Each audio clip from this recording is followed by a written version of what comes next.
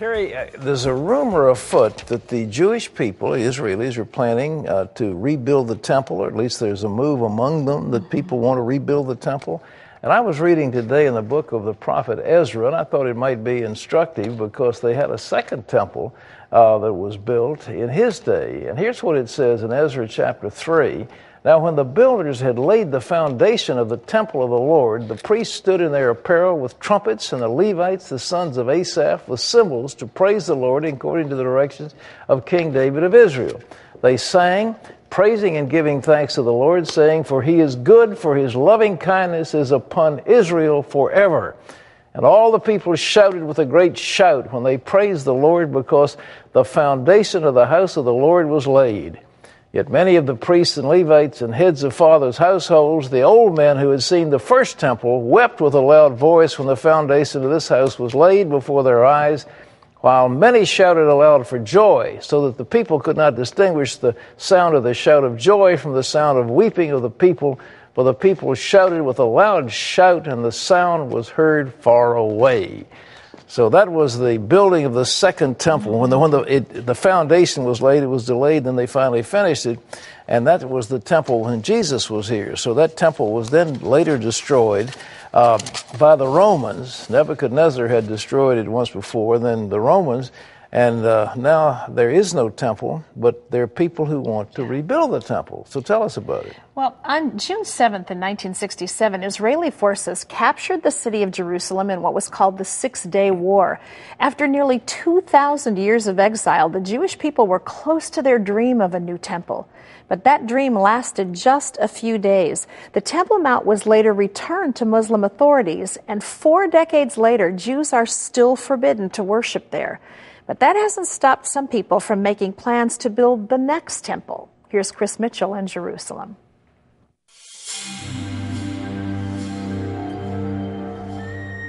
We dreamed to come back to this place, to the Temple Mount, to meet again our God. The Temple Mount is the seat of God, the place the Lord would choose. Hamakom asher yivchar Adonai Elohecha. Every day, 3 times a day, Jews recite this prayer: "May it be your will that the temple be speedily rebuilt in our own time." It's a prayer they prayed for almost 2,000 years. But Jews here in Jerusalem are doing more than just praying. Just a few steps away from the Western Wall, rabbis and craftsmen are building what they call a temple in waiting.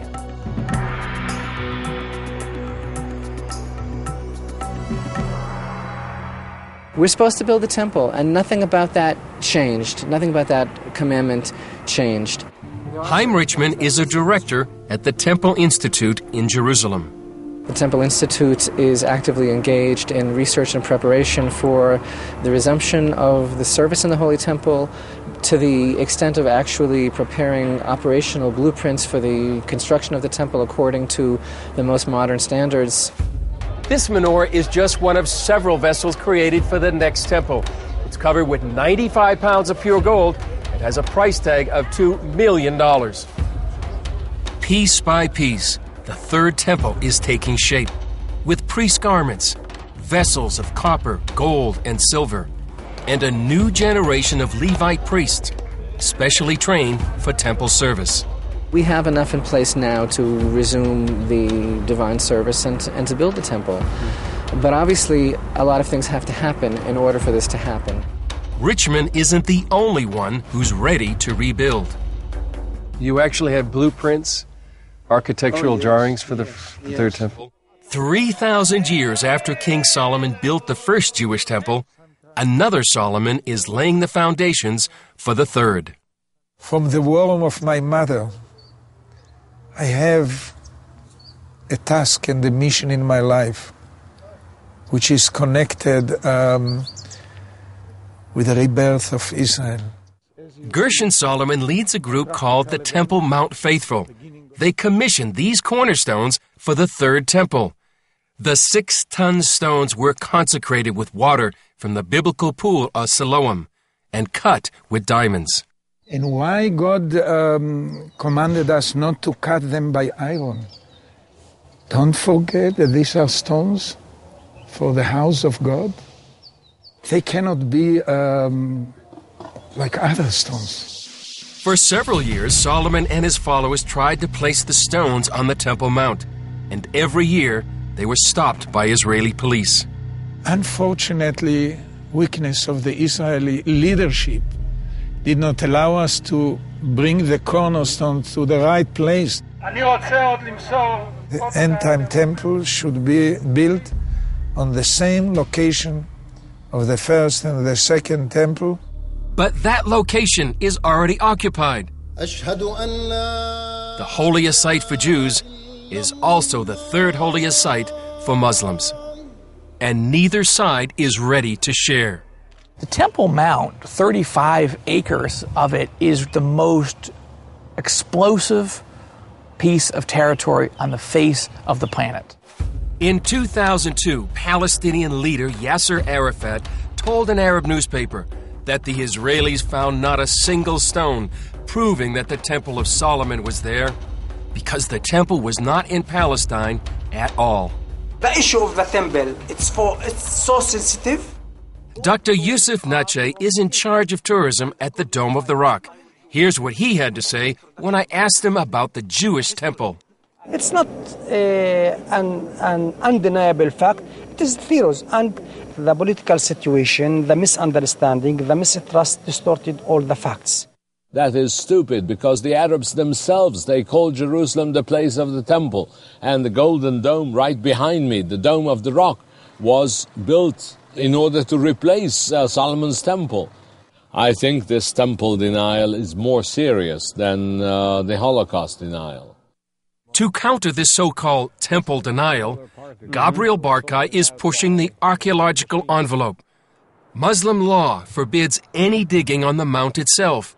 So instead, Barkay's digging through its trash. We have here the entire history of the Temple Mount.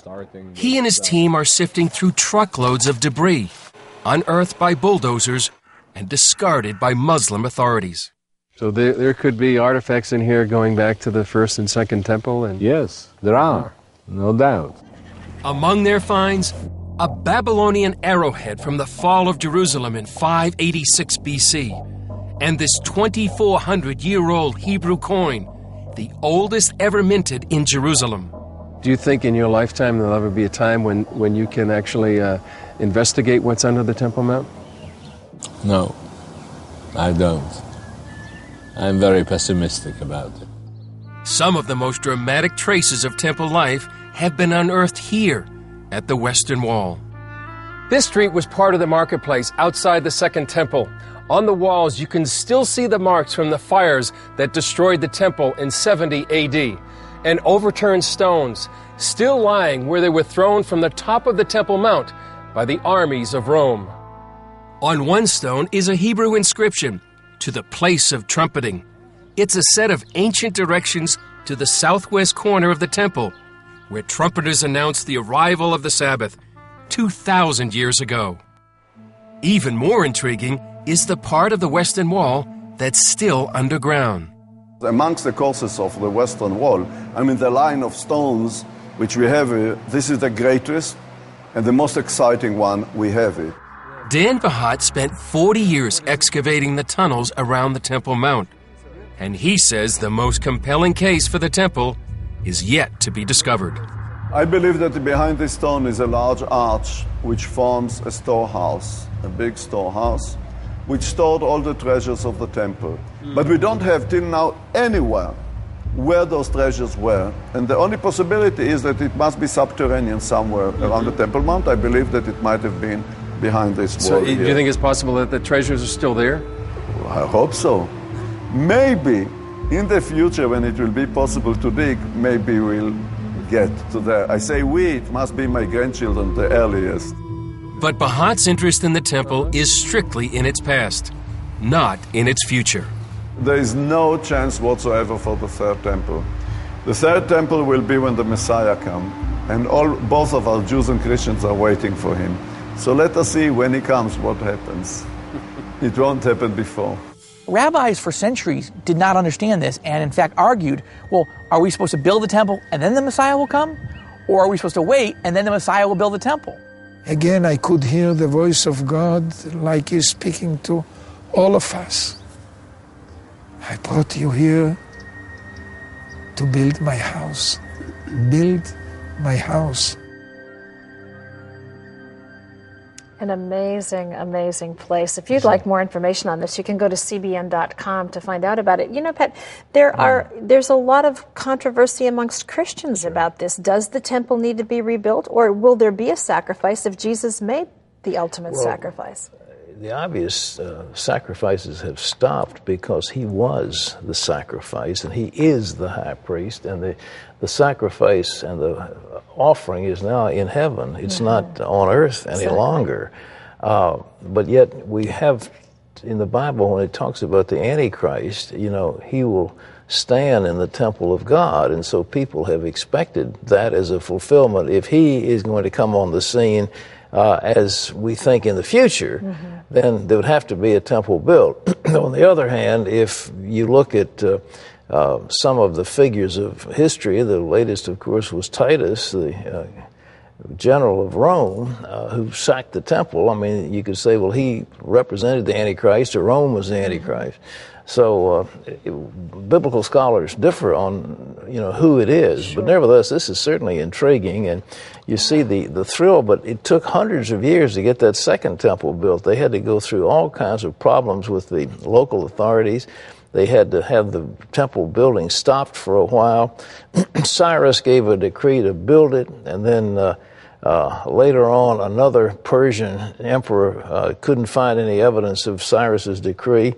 And then later on in the reign of Darius, they found Cyrus's decree, and Darius said, go ahead and get the thing built. So the second temple was built under the Persians, but it took decades. And so who knows? But it certainly is intriguing. But a $2 million menorah is a good start, along with those great big stones. Beautiful. Oh, gorgeous things. Wow. But anyhow, it is intriguing.